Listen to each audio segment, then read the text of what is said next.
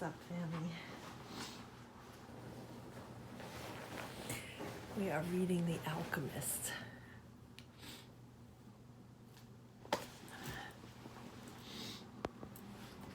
By Paulo Coelho. Page 90.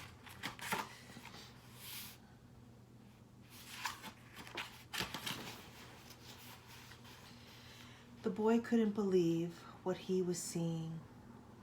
The oasis, rather than being just a well surrounded by a few palm trees as he had seen once in a geography book, was much larger than many towns back in Spain.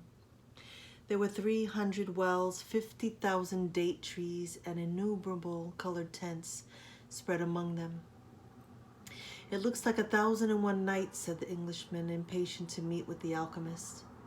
They were surrounded by children curious to look at the animals and people that were arriving.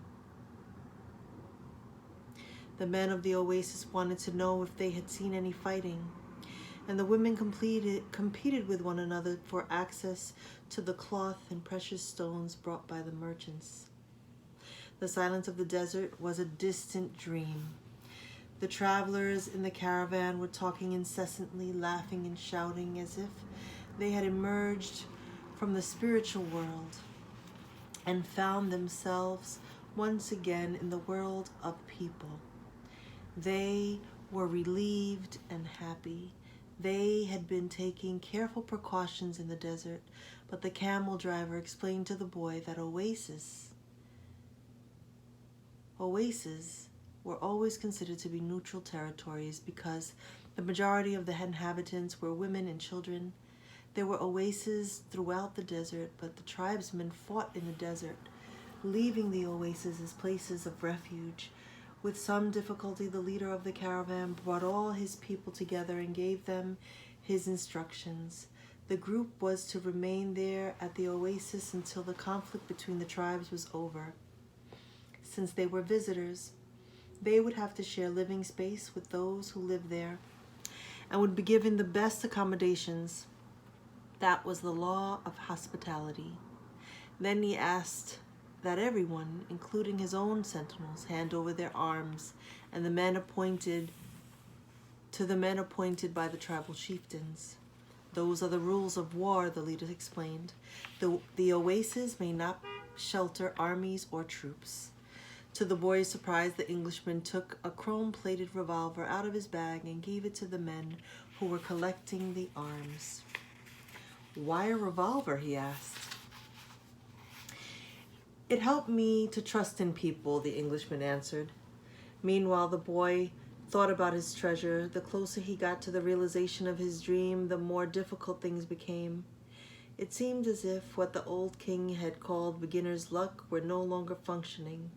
In his pursuit of the dream, he was being constantly subjected to tests of his persistence and courage, so he could not be hasty nor impatient. If he pushed forward impulsively, he would fail to see the signs and omens left by God along his path. God placed them along my path.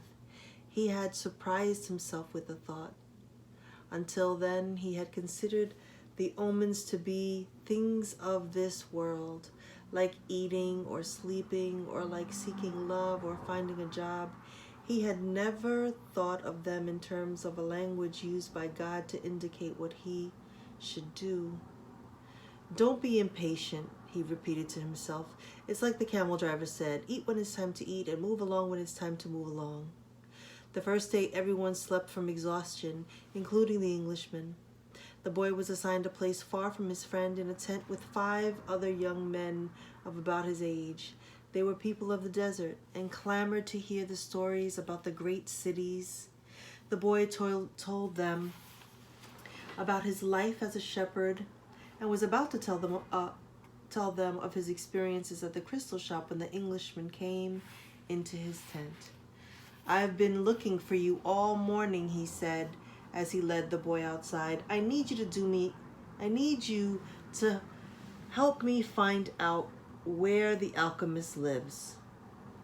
First, they tried to find him on their own.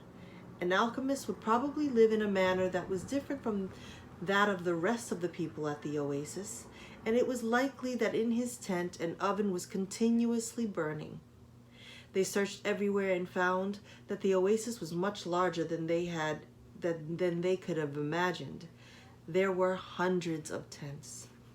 "We've wasted almost the entire day," said the Englishman, sitting with the boy near one of the wells. "Maybe we'd better ask someone," the boy suggested. The Englishman didn't want to tell others about his reasons for being at the oasis and couldn't make up his mind. But finally he agreed that the boy who spoke better Arabic than he should do so. The boy approached a woman who had come to the well to fill a goat skin with water. "Good afternoon, ma'am. I'm trying to find out where the alchemist lives here at the oasis." The woman said she had never heard of such a person and hurried away. But before she fled, she advised the boy that he had better not try to converse with women who were dressed in black, because they were married women. He should respect tradition. The Englishman was disappointed. It seemed he had made the long journey for nothing. The boy was also saddened. His friend was in pursuit of his personal legend. And when someone was in such pursuit, the entire universe made an effort to help him succeed. That's what the old king had said. He couldn't have been wrong. "I had never heard of alchemists before," the boy said. "Maybe no one here has either." The Englishman's eyes lit up. "That's it. Maybe no one here knows what an alchemist is. Find out who it is who cures the people's illnesses."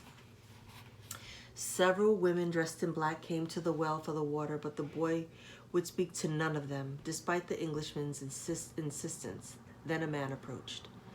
"Do you know someone here who cures people's illnesses?" the boy asked.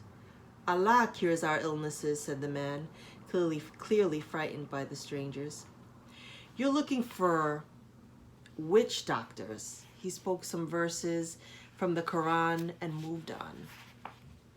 Another man appeared. He was older and was carrying a small bucket. The boy repeated his question. "Why do you want to find that sort of person?" the Arab asked. "Because my friend here has traveled for many months in order to meet with him," the boy said. "If such a man is here at the oasis, he must be the very powerful one," said the old man, after thinking for a few moments. "Not even the tribal chieftains are able to see him when they want to, only when he consents. Wait for the end of war, then leave with the caravan. Don't try to enter into the life of the oasis," he said, and walked away. But the Englishman was exultant. They were on the right track. Finally, a young woman approached who was not dressed in black. She had a vessel on her shoulder, and her head was covered by a veil, but her face was uncovered. The boy approached her to ask about the alchemist.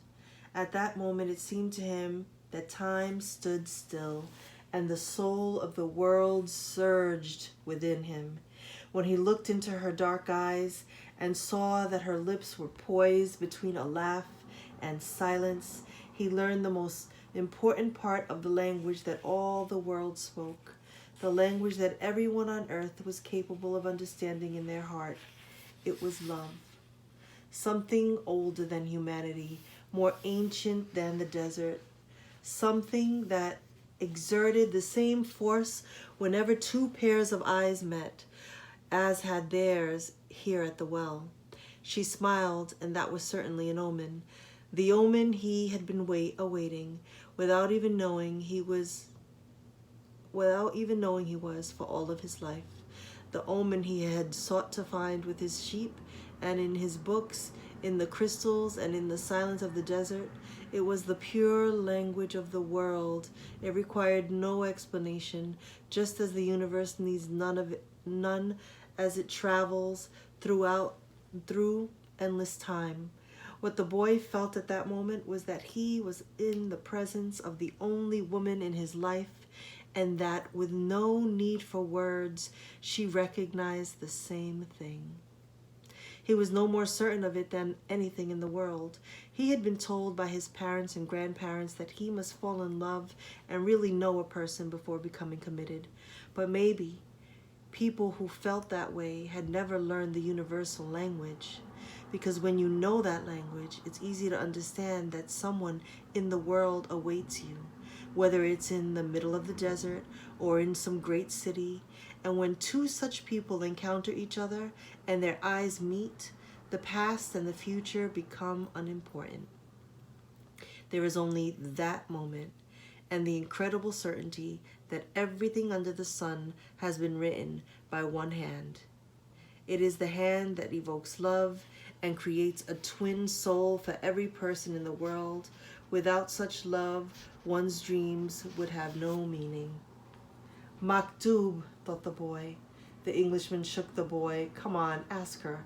The boy stepped closer to the girl, and when she smiled, he did the same. What's your name? He asked. Fatima, the girl said, averting her eyes. That's what some women in my country are called. It's the name of the prophet's daughter, Fatima said. The invaders carried the name everywhere. The beautiful girl spoke of the invaders with pride. The Englishman prodded him, and the boy asked her about the man who cured people's illnesses. That's the man who knows all the secrets of the world, she said. He communicates with the genies of the desert. The genies were the spirits of good and evil. And the girl pointed to the south, indicating that it was there that the strange man lived. Then she filled her vessel with water and left. The Englishman vanished too, gone to find the alchemist, and the boy sat there by the well for a long time, remembering that one day in Tarifa, the Levanter had brought to him the perfume of that woman, and realizing that he had loved her before he even knew she existed. He knew that his love for her would enable him to discover every treasure in the world. The next day, the boy returned to the well, hoping to see the girl. To his surprise, the Englishman was there, looking out at the desert. Stop there. We'll continue tomorrow. Have a good night, everyone. Bye.